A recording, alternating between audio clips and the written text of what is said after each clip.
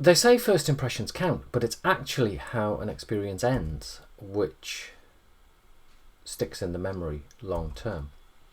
That's according to behavioural psychologist Daniel Kahneman, who first proposed what's now known as the peak end rule. Kahneman, who sadly passed away earlier this year, wrote the fantastic book Thinking Fast and Slow, and in it he explained that people judge an experience based on how they feel during the peak or most intense moment of that experience, and also at the end of the experience, rather than the average or the total of the experience as a whole.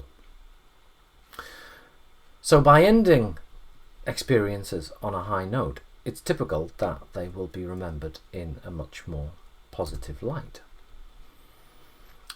Now, before I get into how we can take this insight and use it as an estate agent or letting agent, I'm just going to take a second just to ask if you can hit like or subscribe down below, because it really does help the channel to grow. Now, getting back to it, understanding the peak end rule can make a big difference if we think about the processes we go through. So for example, the process that a seller or a landlord will go through when trying to decide on an estate agent or letting agent to instruct. Chances are they'll probably take weeks, if not months, doing research, but probably the most intense or the peak moment is going to be the face-to-face meeting with the agent. Now, you don't have to be a behavioural psychologist to know that providing a memorable and positive experience is vital at this stage.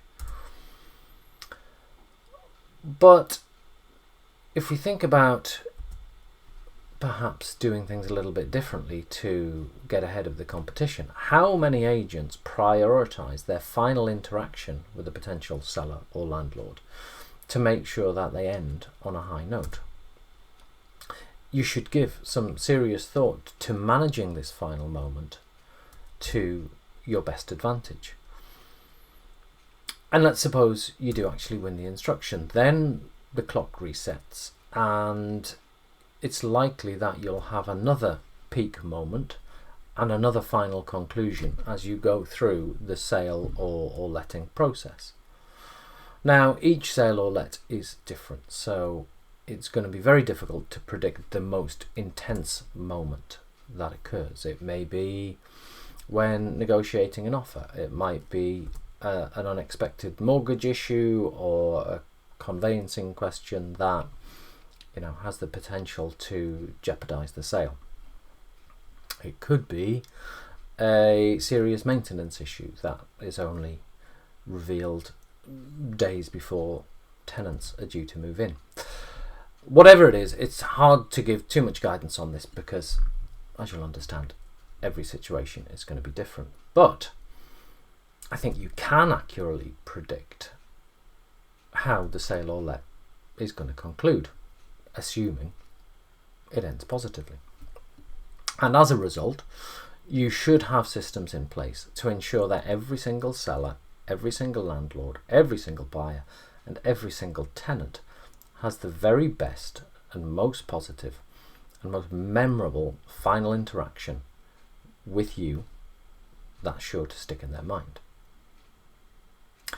In an earlier video, I talked about the concept of mental availability and the importance of being memorable.